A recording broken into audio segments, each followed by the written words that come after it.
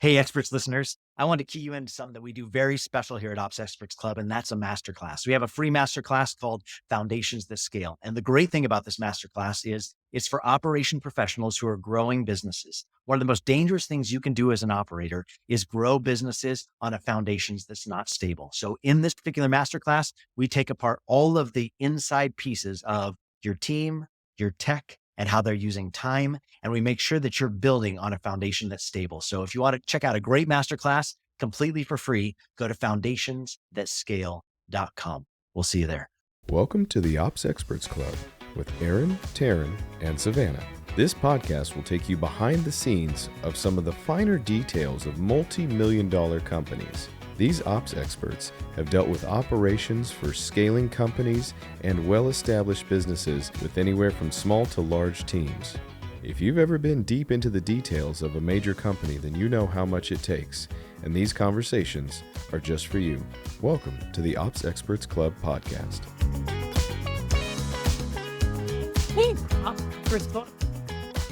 Good to see you, Terryn Turner. You too, Aaron. We had a double whoop there. It was like a double whoop. I whooped over your whoop. Dude, your whoop was a little bit better than mine, though. I'm not going to lie. It made me a little insecure for a minute. I missed you last round. I brought Ben Clatterbuck back out of the archives. I told him we had to play some Ted Lasso theme song just to bring Ben Clatterbuck back up. Yeah, I didn't miss one. Sorry about that. It's my favorite thing to miss. Stop it. You stop that. We're with you. We love these people that show ops experts. Don't you get offended by Terryn Turner saying that kind of nonsense. We love you joining us here every week here on Ops Experts Club.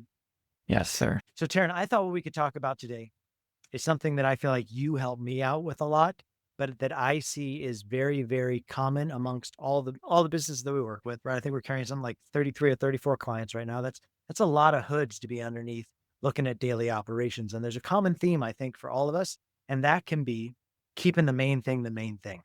You know, I think for all of us that are business entrepreneurs that have started a business, that have a business, that we can very easily get caught up in, some people might call it shiny object syndrome. Other people might call it peer pressure, whatever it is. Like we get in the mix with some of our pals and we hear them talking about things, and we can come back with these grandiose ideas or these really big ideas that we want to come and try and implement. And I know for me, my Achilles can be, I'll go back to certain things that I feel like are good revenue generators. Like for me, it's the lower ticket education-based side of Collab team. And I feel like you do a really good job at circling me back around and saying, hey, Aaron, let's keep the main thing the main thing. Our bread and butter is retainers. Our bread and butter is getting in and giving hours to teams to come in and identify where people have gaps on their team, where they're feeling like the breakdown as they climb on that hockey stick-like growth, and they're climbing, and everything's starting to rattle. And they realize their team that they have now that got them here may not be the only ones that are going to be able to make them on the ascent, or their tech isn't going to be able to make the ascent, or what they're giving their time to is choking things out for them as visionaries. And we come in alongside of them and help them with those retainers, those retained hours, to say, hey, why don't you let me just put my team into your team, hold space where there are gaps, SOP out the roles, and then help you with recruiting. And we'll go out and find the next recruits. We'll bring them back to you. We'll do the first round of interviews and then let you make your decision. Then we'll onboard them for you and help them take over the things we've been carrying and then exit. Like that's our bread and butter, but for me, sometimes I can get distracted because I hang out with my pals and they talk about how they're doing, MRR, monthly recurring revenue, and how they're doing it. And I can get drawn into it. And the thing I'd like to talk about today is, how do you make sure you keep the main thing the main thing? What is your best money maker, and how do you keep that front and center? Does that sound good? Mm-hmm. Yeah, for sure. And I think there's always two sides to what's your best money maker. There's what the visionary thinks is the best money maker and what the data tells you is the best money maker. So good, dude, because I think a lot of times we as visionaries feel like our gut is telling us something other, right? And I think being led by your gut is great, but what was it, Ronald Reagan that said, trust, but verify? Listen, and I'll always empower the visionary and I'll say, hey, listen, I appreciate your ideas. You're the sharp end of the spear. Thank you for being the one that knocks down the dollars and the work for all of us as operations-based folks to come in alongside of you. But that doesn't mean every idea you have is your best idea. As a visionary, sometimes you can feel like that's the case because you're excited about it, right? But that's not always the best idea. And I think you do a really good job at keeping visionaries on point with that, because the data has to match the gut check. Otherwise, it's not a good gut check. That could just be indigestion. Could have been something that you ate. Could have been something that you're excited about. So, Taryn, what are some of the ways that you would challenge visionaries when they come Monday mornings like today? You know, you and I are filming today on a Monday morning. Like they come usually Monday mornings, they come like a fire hose, right? Because all weekend long they've been sitting on it. If they're good and they haven't been blowing up their team all weekend, Monday mornings they come and it's like drinking from the fire hose. How do you help them navigate their next greatest idea that they feel like is the best idea they've ever had? I mean, it's really comes down to, as an operator, capabilities. And so that's managing people and resources and time. Usually when we see shiny objects, or in your case, when we're trying to do new things, but we've got retainers that are successful, what I look at first is, why are we pouring all this time into something that hasn't worked in the past or may not work? Are we just doing it just to do it? We've got this other thing we're working on that we've got a lot of hours into. So is this going to add more stress? Is it going to take away from that other thing? So that's where I like to look first is, what are we already in the middle of? That's going to get us the same amount of return or more return. But if we can prove that this is going to get us a better return, then are you willing to pivot or stop work on this other thing to get us there? Yeah, I mean, so there are a couple of things that I think that EOS does really well. And I think that one of them is your VTO, right? Your Vision Traction Organizer. And on your Vision Traction Organizer, there's a call out for what's your core focus, and they have you like focus in on what's the core focus and what's your niche. And I think it's really important for you to identify, hey, what is it that makes the most sense and makes the best dollars for you, and keep that sucker front and center and make that the challenge filter, right? Like as all these new ideas come up, is it challenging what we know has been proven? And that's what you're saying right there is, hey, there are a lot of things we're putting our time and energy into. Visionary, you've given your people a lot of to-dos. You've given them a lot of things that you're really, really passionate about. And sometimes, Terryn, I mean, I don't even want to ask this because I know I can light you up really quick with this kind of stuff, but like, how many things have you built that actually never even got used? How many things did the visionary show up and they're like, I have to have this by today at 3 because I totally blew it and I forgot to tell my team, but I need it by 3 o'clock. So I'm meeting with this other guy and we're doing this joint webinar and I need you to build out X, Y, Z. And so, man, everybody drops everything they're doing and goes and builds out the funnel and builds out the affiliate program and builds out the messaging and builds out the dashboard and brings it all back to visionary so that they can go live for this webinar. And then they forget to drop the link. And it's like, son of a bitch. Like, Yeah. what a ridiculous waste of time for everybody involved. Do you want to speak to that a little bit while I fire you up? Oh man, Aaron, if digital assets were physical, I probably created a ghost town, an entire ghost town of things that just exist somewhere that were never looked at or used. I think you've gotten really, really good though, Terryn, because I've watched in these scenarios and like, I think that you do so good with freaking showstoppers. Like I've never seen Terryn, some of the biggest names we've worked with, like some of the biggest people, some of the biggest personalities. No, like if I drop their name here, everybody would know who we're talking about because we've got to work with some really great names out there. Terryn Turner has been the showstopper when they've shown up on the call. We're all there. They're super excited and they want you just to say yes. All they want to hear is that the team will say yes and do the thing. And Terryn's the showstopper that's like, why though? Like you have a set of questions that you're like, wait a minute, couldn't we just recycle this? Or remember last time we did this and it ended up this way? Like, and listen, visionaries don't like showstoppers, right? They don't like to be told no, but sometimes they need to be like the way we refer to it behind the scenes, not obviously with our clients, but sometimes they need to be body checked a little bit, right? Like in hockey, when they're out there playing, or when you're playing basketball, or when whatever sport you're in, sometimes you just need a strong like body check to remind the guy of, hey, like back into your lane. Hey, come to your senses. Hey, like, remember, this isn't our first rodeo. We've done this a lot before. How much ROI are we going to see from this energy? And maybe you can speak to that, because in the visionary's mind, all the ROI in the company is going to come off this next idea, right? It's like this next idea is like ran live, and they're always there to sell it, right? They're selling. Dude, I can't believe the crazy good opportunity we've got right now, dude. Let me tell you about this guy, and they're so excited about this guy or this gal they're going to do this joint venture with, and they get so pumped up on it. But like, just the real deal truth is, this probably isn't the only one they've ever done this before.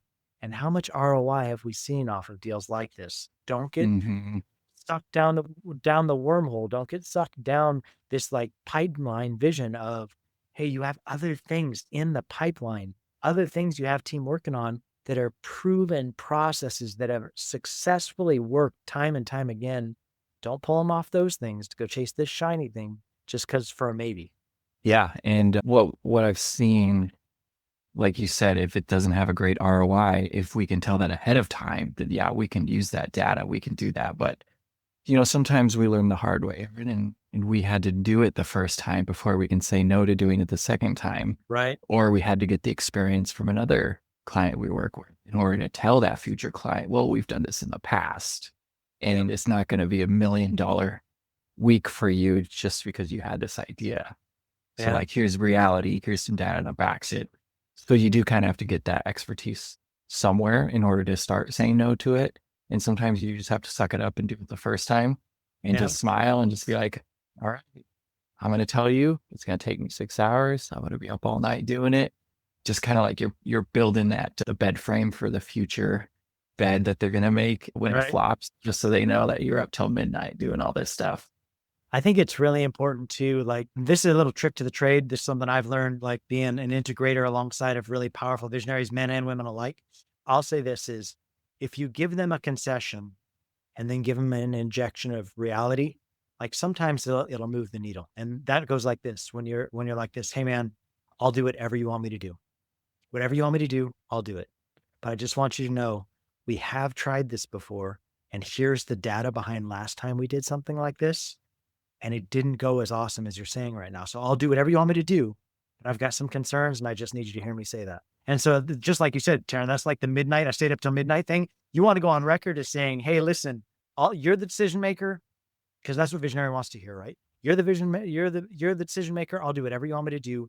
I have concerns because of X, Y, Z data wise, but then in the end, you're the one that writes the checks. You know what I mean? So if you want me to jump on that, I'll pull the team off everything else and go work on this. But I just want us to like take it in consideration, because I think it's super important. So number one, I would say, identify what are your best dollars? Like, where are your best dollars made? Number two, everything should align with where your best dollars are made.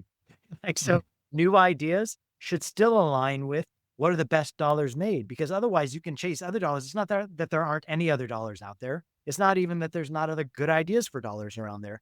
The answer just needs to come back to, yeah, but is that the best bang for the buck? Like, we've proven what our business model is. Now, if you're in a testing period where you're trying out new business models, if you're like not sure your business model is going to last the next recession or the next like advancement in technology. I know AI has a lot of people really nervous about their business model and how it's going to last and what they need to adjust. Then maybe it's time to try some new things, and maybe it's time to try some new builds. I would say just realize you're probably going to go pretty deep into builds before you hit a ringer, right? Like, so just be open to that. Like you probably determined something in the past, and could you tweak something in the past that worked, rather than trying completely brand new with a completely new build? But I would say, as much as you can, I'd say 90% of the time, that's not the case. You're not rebuilding your whole machine, right? 90% of the time, what are your best dollars? And then how can we align everything we do to channel back to best dollars, right? Because that's where your best money is made. I would say number three would be cut out the noise. And I think that you are so good at mic dropping that on me all the time. You'll let me think through my whole spiel. I'll be on a collab team, leadership team, L10, and I'll line out to you my whole new grand thing, and I'm excited about it. And you'll be like this, hey, Aaron, we've talked about something like this before. You'll play all my same soundtracks right back to me. Hey, we've talked about this before. Remember last time we talked about this, we said X, Y, and Z. And I'm like, oh man, I just pulled us into Groundhog Day. I just pulled us into the same pitch. I just repackaged it certain way. Terryn, do you want to speak to that as far as cut the noise? Like, hey, just be really clear as best as you can. Cut out the noise of what's not your bread and butter. Yeah, for sure. And I think, it really comes down to knowing your audience when I speak up like that. But I think the other thing too is a lot of the people we've worked with really do enjoy open, honest feedback from people who they're used to working with that are too scared to speak up. Yeah. And so just being that voice and just challenging, because they do want challenge and conflict. They want push and pull. They're not usually like a Unitarian decision maker. they're an idea generator, and ideas need to have, a little bit of push and pull to them by somebody. So it's okay to be that person. And yeah, so I'll just remind people, we've talked about this. Is this still what you want to do? Here's what happened last time. We can still do this, but here's the hours it's going to be put into it. Yeah. Here's what this is going to look like. And we're going to make $200 versus if we do this other thing that we've still been doing that's making 20 times more than that. Yeah. And I think obviously there are a couple of like keys to being the showstopper, to be the person that has to be the buck stop here guy, to be the person that's going to body check somebody, that's going to put it back into perspective. And I would say, number one, like, do it respectfully, right? Mm. Nobody wants to be disrespected in front of other people. That's never going to go well, especially most visionaries carry a fair amount of ego. You want to be really careful, like not to like provoke ego, because then they're going to argue from a place of ego, then actually like, is this the best decision for the company, right? So coming at it respectfully. Coming at it, number two, we've already talked about quite a bit, is your data. And so Terryn, I've seen there have been times you're like, hey, would you mind could you just give me an hour to go and pull some data for you and bring you back the data so that we make the best decision on this rather than getting on this call? I know you're really excited about this. I just think we Mhm. need to look at some numbers really quick before we just jump on this. And typically I've found most visionaries will give you about an hour. They'll give you an hour before they're going to like have to Intense. move the whole team, especially if you're like, hey, I just don't want you to waste a bunch of money. Like, I don't want us to go and spend a bunch of time building something out that you in your mind have convinced yourself is going to be the next big idea, when really there's probably some data behind that we could chase down. And I think too, something else that EOS does really well, besides like being respectful, besides asking people for the data, besides having the VTO, the Vision Traction Organizer, to identify what is the best bang for your buck, I think also coming back to capacity, like you're saying, rocks for EOS, I think are great, because it really identifies how much bandwidth do we have in team to be able to even do something like this? How many people am I going to have to pull off of things that they're doing in the day in, day out? We're already traveling with a lean team. We already have like determined for these people how we want them using their time, which means if you want me to use internal team, I'm going to have to pull them off of things we've all decided is part of their core job descriptions, their core roles and responsibilities they should be working on. We're going to have Mhm. to pull off, go and do this next thing, or we're going to have to contract out to go find other hours from other people that are experts in this space.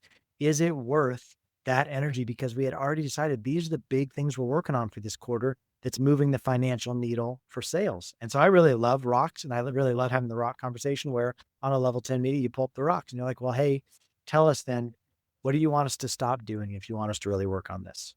Because Mhm. this isn't realistic to be an hour build or a week build. It's probably going to take some time to build. So maybe just tell me, what do you want us to pause? What do you want us to stop doing? And I think when you pull up visionaries' other sets of ideas, a lot of them they've probably already forgotten about, right? To say, so we haven't, I know you've probably forgotten about these. We haven't forgotten about these, and we've been working on them all quarter long. Like, where does this fit in your vision? So I feel like bringing them back to just a clear black and white, where we all decided on this at our annual planning. We all decided this on our quarterly rock party. This is the stuff we're doing. What someone's going to have to give? What do you want to give? I feel like that's been invaluable for us in the past as well.